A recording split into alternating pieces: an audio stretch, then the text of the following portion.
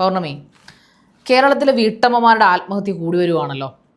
അല്ലാതെ ഞെട്ടിപ്പിക്കുന്ന കണക്കല്ല. പണ്ടൊക്കെ എന്ന് പറഞ്ഞു കഴിഞ്ഞാൽ പരീക്ഷയ്ക്ക് തോറ്റു, അച്ഛൻ മൊബൈൽ ഫോൺ മേടിച്ചു കൊടുത്തില്ല, പുതിയ ട്രെൻഡ് അനുസരിച്ച് ബൈക്ക് മേടിച്ചു കൊടുത്തില്ല, വഴക്ക് പറഞ്ഞു, സിനിമയ്ക്ക് പോകാൻ സമ്മതിച്ചില്ല, ഇങ്ങനെയുള്ള നിസ്സാര കാരണങ്ങൾ പറഞ്ഞ് വിദ്യാർത്ഥികളാണ് ആത്മഹത്യ ചെയ്തിരുന്നത്. അതായത് ഒരു 15-16 ഇടയിലുള്ള കുട്ടികൾ, അല്ലെങ്കിൽ 18 വയസ്സ് താഴെയുള്ള മെച്ചോർഡ് അല്ലാത്ത കുട്ടികളാണ് കഴിഞ്ഞ ഒരു 5-6 കൊല്ലമായിട്ട് കേൾക്കുന്നത് ഇത്തരത്തിലുള്ള. അത് കുറവായിരുന്നു, താരതമ്യേന കുറവായിരുന്നു. എന്നാൽ ഇപ്പോൾ ഈ ഒരു 2025 ഒരു വല്ലാത്ത വർഷമാണെന്ന് തോന്നുന്നു. നമ്മൾ ഒരിക്കലും കേൾക്കാത്ത അല്ലെങ്കിൽ കാണാത്ത അനുഭവിക്കാത്ത തരത്തിലുള്ള മരണങ്ങളും കൊലപാതകങ്ങളും ആത്മഹത്യകളുമാണ് ഇവിടെ. അതും ഇപ്പോൾ ലേറ്റസ്റ്റ് ആയിട്ട് രണ്ടും ഈ അടുപ്പിച്ച് കോട്ടയം ജില്ലയിൽ തന്നെയാണ്. ഒന്ന് ഏറ്റുമാനൂർ ഉണ്ടായത് ഷൈനിയും മക്കളും, അതും ഇച്ചിരി മുതിർന്ന കുട്ടികളാണ് അവർ. അത് ട്രെയിനിന് മുമ്പിൽ, അതും വളരെ ക്രൂരമായ മരണങ്ങളാണ് ചൂസ് ചെയ്യുന്നത്. ഇതാ ഇപ്പോൾ രണ്ടാമത് അത് വല്ലാതെ ഞെട്ടിച്ചിരിക്കുന്നു. ജിസ്മോൾ എന്ന് പറഞ്ഞ അഡ്വക്കേറ്റ്, മുൻ പഞ്ചായത്ത് പ്രസിഡന്റ്, ഹൈക്കോടതിയിൽ പ്രാക്ടീസ് ചെയ്യുന്ന വക്കീല്, ആ വക്കീലും അവരുടെ 2 മക്കളും കുഞ്ഞുങ്ങളുമായിട്ട്, പെൺകുട്ടി മക്കളുമായിട്ട് ചേർന്ന് ആദ്യം വിഷം കഴിച്ച് മരിക്കാൻ ശ്രമിക്കുന്നു, ഞരമ്പ് മുറിക്കാൻ ശ്രമിക്കുന്നു, പിന്നെ അന്ന് തന്നെ മരിക്കത്തില്ല എന്ന് തോന്നിയതുകൊണ്ട് ആറ്റിൽ ചാടി മരിക്കുന്നു, മരണപ്പെടുകയും ചെയ്തു. എന്തൊരു ദുരന്ത കാലമല്ലേ നമ്മൾ കടന്നു പോകുന്നത്. എന്താണ് ഇവരുടെയൊക്കെ പ്രശ്നം? ആ SHO ഒക്കെ പറഞ്ഞത് പൗർണമി കേട്ടായിരുന്നു ഏറ്റുമാനൂര്. തീർച്ചയായും ശരിക്കും പറഞ്ഞു കഴിഞ്ഞാൽ ഇങ്ങനെയുള്ള വാർത്തകൾ നമ്മൾ എല്ലാവരും കേൾക്കുമ്പോൾ ഒരു വിഷമത്തോടെ അല്ലാതെ നമുക്ക് കേൾക്കാൻ കഴിയില്ല. പ്രത്യേകിച്ചും ഒരാൾ മരിക്കുന്നത് എപ്പോഴും നമ്മൾ കേട്ടിട്ടുണ്ട്, അല്ലെങ്കിൽ വർഷങ്ങളായിട്ട് അങ്ങനെ സംഭവിക്കാറുണ്ട്. ചില സാഹചര്യങ്ങളിൽ പിടിച്ചു നിൽക്കാൻ പറ്റാത്ത സാഹചര്യങ്ങൾ വരുമ്പോൾ എല്ലാവരും ഒരു സൊല്യൂഷൻ എന്ന പോലെ ആത്മഹത്യ തിരഞ്ഞെടുക്കും. പക്ഷെ ഇവിടെ സംഭവിച്ചേക്കുന്നത് പറഞ്ഞു കഴിഞ്ഞാൽ 2 കുഞ്ഞുങ്ങളെയും കൂടെ കൊണ്ടാണ് ഇവർ പോയിരിക്കുന്നത്. ഈ കഴിഞ്ഞ 2 കേസുകളും രണ്ടും കോട്ടയം ജില്ലയിൽ ഏറ്റുമാനൂർ നടന്ന സംഭവമാണ്. ആ ഏറ്റുമാനൂരിലെ സ്റ്റേഷൻ SHO പറഞ്ഞ വാക്കുകൾ ശരിക്കും പറഞ്ഞു കഴിഞ്ഞാൽ അത് കേട്ടിട്ടുള്ള എല്ലാവർക്കും മനസ്സിലാവും. അദ്ദേഹം പറയുന്നതിൽ നിന്ന് മനസ്സിലാക്കുക, അതായത് അദ്ദേഹം പറയുന്നത് ഈ ജനുവരി മുതൽ, അതായത് 2025 ജനുവരി മുതൽ ഏകദേശം ഈ കഴിഞ്ഞ ദിവസം വരെ 817 കേസുകളാണ് ആ പോലീസ് സ്റ്റേഷനിൽ വന്നത്, അല്ലെങ്കിൽ സ്ത്രീകൾ കൊണ്ട് പരാതി നൽകിയത്. ശരിക്കും നമ്മുടെ നാട്ടിൽ ആ ഒരൊറ്റ സ്റ്റേഷൻ പരിധിയിൽ മാത്രം വരുന്ന പരാതിയുടെ ലിസ്റ്റ് അല്ലെങ്കിൽ നമ്പറാണ് പറഞ്ഞിരിക്കുന്നത്. ആ പരാതികളിൽ ഈ ഇപ്പോൾ മരിച്ച ജിസ്മോളോ അല്ലെങ്കിൽ ഷൈനിയോ ഒന്നുമില്ല. ഇങ്ങനെ ഇല്ലാത്ത ഒരുപാട് ആളുകളും അതിനിടയിലുണ്ട്. പക്ഷേ അവർ പറയുന്ന കാര്യങ്ങളിലേക്ക് പോകുന്നതിന് മുമ്പ് ശരിക്കും ഇത്തരത്തിലൊരു മാനസികാവസ്ഥയിലൂടെ കടന്നു പോകുമ്പോൾ തീർച്ചയായിട്ടും നിങ്ങൾ എല്ലാവരുടെയും മനസ്സിൽ അമ്മ പോയി കഴിഞ്ഞാൽ കുഞ്ഞുങ്ങളെ നോക്കാൻ ആരുമില്ല, താൻ ഇത്രയും ബുദ്ധിമുട്ടുകൾ സഹിക്കുന്നുണ്ടെങ്കിൽ തൻ്റെ കുഞ്ഞുങ്ങൾ ഇതിനപ്പുറത്തേക്ക് താൻ ഇല്ലാതെ വന്നാൽ എങ്ങനെ ഉണ്ടാവും എന്നുള്ള മാതൃത്വം അല്ലെങ്കിൽ അമ്മയുടെ ആ ചിന്തയാകാം കുഞ്ഞുങ്ങളെയും കൂടെ കൊണ്ടുപോകുന്നത്. പക്ഷേ തീർച്ചയായിട്ടും നിങ്ങൾ കുറച്ചുകൂടെ മനോധൈര്യം കാണിക്കണം. ഇങ്ങനെയുള്ള സാഹചര്യത്തിൽ കുഞ്ഞുങ്ങളുടെയും കൂടെ ജീവൻ എടുത്തുകൊണ്ട് നിങ്ങൾ ഇങ്ങനെ കാണിക്കരുത്. പക്ഷേ ഇനി ഈ SHO പറഞ്ഞ കാര്യങ്ങളിലേക്ക് വരുമ്പോൾ അവർ പറയുന്നത് ഈ 817 കേസുകളിൽ അവർ പറയുന്ന ഒരു ബുക്ക് എടുത്ത് കുറേ അധികം ബുക്കുകൾ സൂക്ഷിച്ചിട്ട് പറയാം, ഇത്രയും ആളുകളും ആത്മഹത്യ ചെയ്യേണ്ട ആളുകളാണ്. അവർക്ക് ഇപ്പോൾ അവർ സമാധാനമായിട്ട് ജീവിക്കുക. അതായത് ആ സ്റ്റേഷൻ അവർ പറയുന്നുണ്ട്, ഈ കുഞ്ഞു മക്കളും അല്ലെങ്കിൽ ഇവർ മരിച്ചു കിടക്കുന്നത് ആരും ആ ഒരു സീൻ ഡയറക്റ്റ്ലി കാണുന്നില്ല, പക്ഷെ അതെല്ലാം കാണുന്നവരാണ് പോലീസുകാരെന്ന് പറയുന്നത്. അപ്പോൾ അവർക്കും മക്കളുണ്ട്, കിടന്നുറങ്ങാൻ പറ്റാത്ത സാഹചര്യത്തിലൂടെയാണ് അവരും കടന്നു പോകുന്നത്. അപ്പം എല്ലാ സ്റ്റേഷൻ ഹൗസ് ഓഫീസേഴ്സും ഒരിക്കലും ആളുകൾ മരിക്കണം അല്ലെങ്കിൽ ജീവിതം ഉപേക്ഷിച്ച് പോകണമെന്ന് ആഗ്രഹിക്കുന്നവരല്ല. അവരുടെ അടുത്ത് പരാതിയുമായിട്ട് വരുന്നവർ ആളുകളെ വിളിക്കുന്നു. ഇപ്പോൾ ഭാര്യ ഭർത്താവ് തമ്മിലുള്ള പ്രശ്നമാണെങ്കിൽ, അല്ലെങ്കിൽ ഭർത്താവ് കള്ളു കുടിച്ചിട്ട് അല്ലെങ്കിൽ കഞ്ചാവ് വലിച്ചിട്ട് ലഹരി ഉപയോഗിച്ചിട്ടുള്ള പ്രശ്നമാണെങ്കിൽ അവരെ സ്റ്റേഷനിൽ വിളിപ്പിക്കുന്നു, സംസാരിക്കുന്നു, അവരെ പറഞ്ഞ് മനസ്സിലാക്കാൻ ശ്രമിക്കുന്നു. ശേഷം എന്നും സ്റ്റേഷനിൽ വന്ന് ഒപ്പിട്ടിട്ട് പോകണമെന്ന് പറയുമ്പോൾ തീർച്ചയായിട്ടും അവിടെ ഒരു വലിയ ലഹരി വിരുദ്ധ ക്യാമ്പയിൻ തന്നെയാണ് നടക്കുന്നത്. അതായത് അങ്ങനെയുള്ള കുടുംബങ്ങളിൽ എന്നും വന്ന് ഒപ്പിട്ടിട്ട് പോകുമ്പോൾ തീർച്ചയായിട്ടും പോലീസ് സ്റ്റേഷനിൽ വരുമ്പോൾ അവർ ആദ്യം പരിശോധിക്കുന്ന ശരിയാ മദ്യപിച്ചിട്ടുണ്ടോ എന്നാണ്. അപ്പോൾ തന്നെ ഒരു കുടുംബത്തിന്റെ സമാധാനം വന്ന് വീണുകൊണ്ടിരിക്കുകയല്ലേ. അവരുടെ വാക്കുകളിൽ അല്ലെങ്കിൽ അവർ ചെയ്യുന്ന പ്രവൃത്തി എത്രത്തോളം നന്മ നിറഞ്ഞതാണ്. ശരിക്കും പറഞ്ഞു കഴിഞ്ഞാൽ എല്ലാ പോലീസ് സ്റ്റേഷനുകളിലും ഇത് പ്രാവർത്തികമാക്കാൻ പറ്റുമോ എന്ന് ചോദിച്ചാൽ അറിയില്ല. പക്ഷേ പ്രാവർത്തികമാക്കിയാൽ ഒരു പരിധിയിലധികം പ്രശ്നങ്ങൾ നമ്മുടെ വലിയ അധികാരികളിലേക്ക് എത്താതെ ആ ഒരു സ്റ്റേഷൻ പരിധിയിൽ തന്നെ പ്രശ്നങ്ങൾ ഒതുക്കാൻ പറ്റില്ലേ ശരിക്കും? തീർച്ചയായിട്ടും. ഇപ്പോൾ പൗർണമി പറഞ്ഞത് കുറേയധികം കാര്യങ്ങളുണ്ട്. SHO പറഞ്ഞ കാര്യങ്ങൾ ശരിക്കും ഞെട്ടിപ്പിക്കുന്നതായിരുന്നു. കാരണം അദ്ദേഹം ഇപ്പോഴും പറയുന്നത് പോലീസ് സ്റ്റേഷനിലേക്ക് വരാൻ മിക്കവർക്കും ഭയമാണ്. അങ്ങനെ ഭയപ്പെടേണ്ട ഒരു ആവശ്യമില്ല. പ്രത്യേകിച്ചും സ്ത്രീകൾക്കും കുട്ടികൾക്കും എന്തോ ഒരു നാണക്കേട് പോലെയാണ്. പക്ഷെ നാണക്കേടിന് പകരം കൊടുക്കുന്നത് അവരുടെ ജീവൻ തന്നെയാണ്. ഇച്ചിരി നാണക്കേടെന്ന് പറഞ്ഞാൽ അവരുടെ ചിന്താഗതിയാണ്. പോലീസ് സ്റ്റേഷനിലേക്ക് വന്നെന്ന് പറഞ്ഞാൽ ഒരു നാണക്കേടും ഇല്ല. അതൊരു സൊസൈറ്റിയുടെ ഒരു ചിന്താഗതിയോ അല്ലെങ്കിൽ അവരുടെ ബന്ധുക്കളുടെയോ സ്വന്തമായിട്ട് ഉണ്ടാക്കിയെടുക്കുന്ന ചിന്താഗതിയാണ്. അതെന്താണ് അതിൽ ഇത്ര നാണക്കേട്?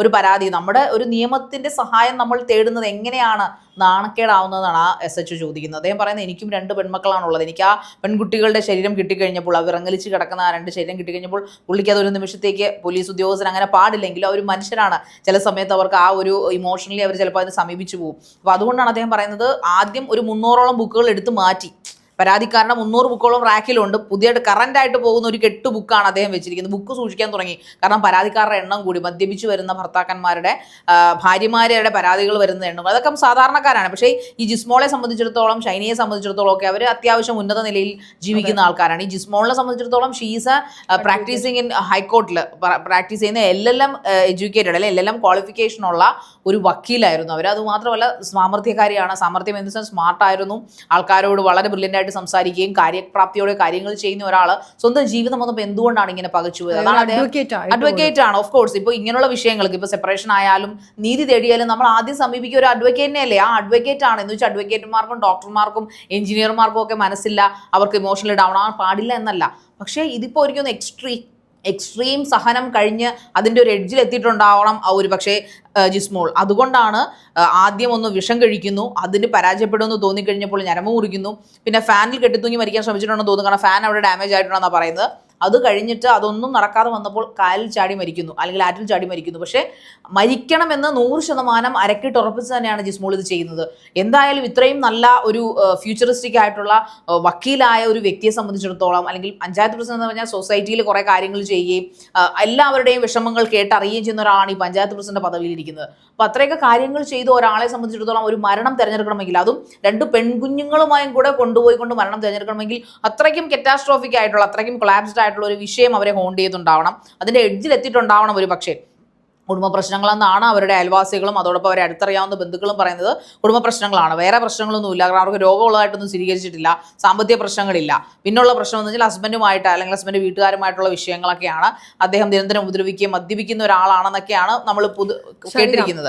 അത് പറയുമ്പോൾ ഇപ്പോൾ ഏറ്റവും ലേറ്റസ്റ്റ് ആയിട്ട് ഇപ്പൊ ഈ ജിസ്മോളുടെ ഭർത്താവിന്റെ വീട്ടുകാർക്കെതിരെ പരാതി നൽകാനിരിക്കുകയാണ് ഈ പറയുന്ന ജിസ്മോളുടെ കുടുംബം. അതിനകത്ത് ജിസ്മോളുടെ ആങ്ങള പറയുന്ന കുറച്ച് കാര്യങ്ങൾ എന്ന് പറയുന്നത്, ഈ പറയുന്ന അമ്മയും ഭർത്താവിന്റെ അമ്മായിയമ്മയും സഹോദരിയും മാനസികമായിട്ട് വളരെയധികം ബുദ്ധിമുട്ടിക്കുമായിരുന്നു. അതോടൊപ്പം തന്നെ ഈ പറയുന്ന അഡ്വക്കേറ്റ് ജിസ്മോൾ ഒരു ഓഫീസ് തുടങ്ങിയിരുന്നു.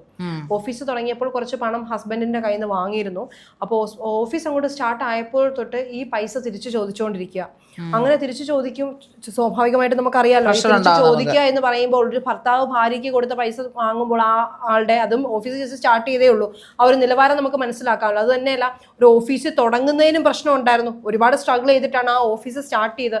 അപ്പോൾ ഇവർക്ക് ആദ്യമായിട്ടൊരു കേസ് വന്നു, ആ കേസിന്റെ ഫീസ് കിട്ടിയപ്പോൾ ആ പൈസ മുഴുവൻ ഭർത്താവിന് കൊടുക്കുകയായിരുന്നു എന്നാണ് ഈ സഹോദരൻ പറയുന്നത്. മാത്രമല്ല, ഈ ഓഫീസ് തുടങ്ങിയതിനെ ചൊല്ലി നിരന്തരമായിട്ട് ഈ ജിസ്മോളെ ആക്ഷേപിച്ചിട്ടുണ്ട്. അതായത് കുടുംബക്കാരെ കോണ്ടാക്ട് ചെയ്യാനും കുടുംബക്കാരെ വിളിക്കാനും അവരെ വരുത്താനും വേണ്ടിയല്ലേ ഈ ഓഫീസ് എന്നുള്ള രീതിയിലാണ് സംസാരങ്ങൾ പോയിക്കൊണ്ടിരുന്നത്. മാത്രമല്ല, ഈ ആങ്ങളെ പറഞ്ഞ മറ്റൊരു കാര്യം എന്ന് പറയുന്നത്, കുടുംബപരമായിട്ടുള്ള ഒരു ചടങ്ങിനും ജിസ്മോളെ സ്വന്തം വീട്ടിലേക്ക് വിടില്ലായിരുന്നു. അപ്പോൾ ഇവർ ഏതോ ഒരു ബന്ധുവിൻ്റെ വിവാഹമോ എന്തോ ഒരു ചടങ്ങിന് ഈ പറയുന്ന ജിസ്മോളെ വിളിച്ചുകൊണ്ട് പോയത്, ഇവരുടെ വീട്ടിൽ വന്ന്, ഭർത്താവിൻ്റെ വീട്ടിൽ വന്ന് കള്ളം പറഞ്ഞുകൊണ്ടാണ് സ്വന്തം സഹോദരിയെ അവിടെ നിന്ന് വിളിച്ചുകൊണ്ട് പോകുന്നത്. അപ്പം ഇവർക്കും അറിയാമായിരുന്നു പലതരത്തിലുള്ള പ്രശ്നങ്ങൾ അവിടെ ഉണ്ടായിരുന്നു എന്ന് ഇവർക്കും അറിയാമായിരുന്നു. പക്ഷേ എന്തുകൊണ്ടോ നമ്മുടെയൊക്കെ ഒരു സൊസൈറ്റിയുടെ ഒരു പ്രശ്നമാണല്ലോ, ഭർത്താവിൻ്റെ വീട്ടിൽ അല്ലെങ്കിൽ കല്യാണം കഴിച്ച് വിട്ട് കഴിഞ്ഞാൽ ഭർത്താവിൻ്റെ വീട്ടിൽ എന്തുണ്ടായാലും അത് സഹിച്ചു നിൽക്കണം എന്നുള്ള, അതിനൊന്നും ഇപ്പോഴും ഒരു മാറ്റമില്ല. ഈ പ്രശ്നങ്ങളെല്ലാം ഈ ആങ്ങളൊക്കെ അറിയാമായിരുന്നു എങ്കിൽ തീർച്ചയായിട്ടും അവരുടെ വീട്ടുകാർക്കും അറിയാം. ഒരു പക്ഷേ ജിസ്മോളുടെ ക്യാരക്ടർ എങ്ങനെ ആയിരുന്നു എന്ന് നമുക്കറിയില്ല. അവര് സഹിച്ചു നിൽക്കുകയായിരിക്കും, അല്ലെങ്കിൽ വീട്ടുകാരോട് ബാക്കിയുള്ള കാര്യങ്ങൾ പൂർണ്ണമായിട്ട് തുറന്ന് പറഞ്ഞിട്ടുണ്ടാവണമെന്നില്ല. പക്ഷെ എന്തു തന്നെ ആയാലും അങ്ങനെ ഒരു സാഹചര്യം വരുമ്പോൾ ജിസ്മോൾക്ക് സ്വയം തോന്നണമായിരുന്നു താൻ തൻ്റെ വീട്ടിലോട്ട് അഭയം തേടി പോണം എന്നൊരു പോയിന്റിൽ പോലും ജിസ്മോൾ ചിന്തിക്കാതെ ഇത് ചെയ്തിട്ടുണ്ടെങ്കിൽ അവിടെയും ഈ പറയുന്ന നാട്ടുകാരെന്ത് വിചാരിക്കും എന്നുള്ളൊരു സാധനം നിഴലിച്ച് നിന്നുകൊണ്ടായിരിക്കില്ലേ ശാരിക?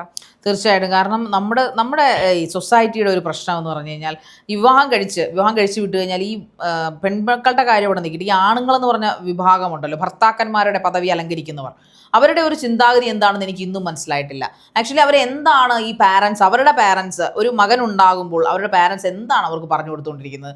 എത്ര എഡ്യൂക്കേറ്റഡ് ആയിട്ടുള്ള, ഇപ്പോൾ ഇവരുടെ ഫാമിലി അത്യാവശ്യം എഡ്യൂക്കേറ്റഡ് ആയിരിക്കണം ഓഫ് കോഴ്സ്. അപ്പോൾ അങ്ങനെയുള്ള ഫാമിലിയാണ് ഇങ്ങനെയുള്ള പ്രശ്നങ്ങൾ കൂടുതലും ഉണ്ടാകുന്നത്. സ്വാഭാവികമായിട്ടും ആ പെണ്ണിന് സഹിക്കാവുന്നതിൻ്റെ അപ്പുറമായിട്ടുണ്ടാകും. ഒന്ന് ആലോചിച്ച്, എത്ര ഭീകരമാണ് കല്യാണം കഴിഞ്ഞ് ഒരു വീട്ടിൽ താമസിക്കുന്നു.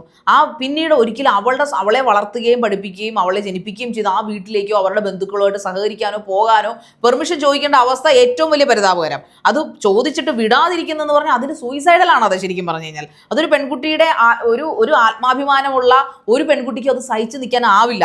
അതിൻ്റെയൊക്കെ എക്സ്ട്രീമിന്റെ ഒരു റിസൾട്ടാണ് ഇപ്പോൾ ഈ ജിസ്മോൾ ചെയ്തിട്ടുണ്ടാവുക. പലവട്ടം ഇങ്ങനെ ഹ്യൂമിലേറ്റ് ചെയ്തിട്ടുണ്ടാവാം സ്വന്തം, അതായത് ഈ നമ്മുടെ വീട്ടിൽ മരണങ്ങൾ സംഭവിക്കുക അല്ലേ, അല്ലെങ്കിൽ നമ്മുടെ വീട്ടിൽ നല്ല ചടങ്ങുകൾ സംഭവിക്കുക, അതായത് ഭാര്യമാരുടെ വീട്ടിൽ. അപ്പോഴൊന്നും അങ്ങോട്ട് വിടാതിരിക്കാൻ ഇവനൊക്കെ ആരാണ് എനിക്ക് മനസ്സിലാവുന്നില്ല. ഈ ഭർത്താക്കന്മാരെന്ന് പറഞ്ഞാൽ ഈ ബ്രിട്ടീഷുകാരുടെ നാളത്തുള്ള കൊളോണിയൽ ഭരണകാലത്തിലേക്കാണോ ഈ കല്യാണം കഴിഞ്ഞൊരു കാലഘട്ടം എന്ന് പറയുന്നത്? ശരിക്കും അടിമക്കളിയാണോ? ഇങ്ങനെയുള്ള വാർത്തകൾ വരുമ്പോൾ അല്ലെങ്കിൽ ഇങ്ങനെയുള്ള കാര്യങ്ങൾ കേൾക്കുമ്പോഴാണ് ശരിക്കും നമ്മുടെ നാട്ടിൽ കല്യാണമേ നിരോധിക്കണം എന്ന്. തീർച്ചയായിട്ടും. അന്നെങ്കിൽ കല്യാണം എന്താണ്, എങ്ങനെയാണ് മക്കളെ കല്യാണം കഴിപ്പിച്ച് വിടേണ്ടതെന്ന് അച്ഛനും അമ്മയും രണ്ടു കൂട്ടരുടെയും, അതായത് പെൺമക്കളുടെ അച്ഛനും അമ്മയും ആൺമക്കളുടെ അച്ഛനും അമ്മയും പരസ്പരം ഇരുന്ന് പഠിച്ച് കൗൺസിലിങ്ങിനും ഒരു സെഷൻ ഓഫ് 1 വർഷത്തോളം നടക്കുന്ന ഒരു ക്ലാസ് ഇവർക്കും കൂടി കൊടുക്കണം. എന്നിട്ട് വേണമെങ്കിൽ മാത്രം മക്കളെ കെട്ടിച്ചാൽ മതി, ഇല്ലെങ്കിൽ അവരുടെ പാട്ടിന് വിട്ടേക്കുക.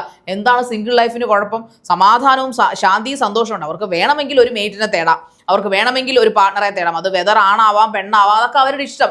അങ്ങനെ ചെയ്യാൻ ശീലിക്കുക നമ്മുടെ സമൂഹം.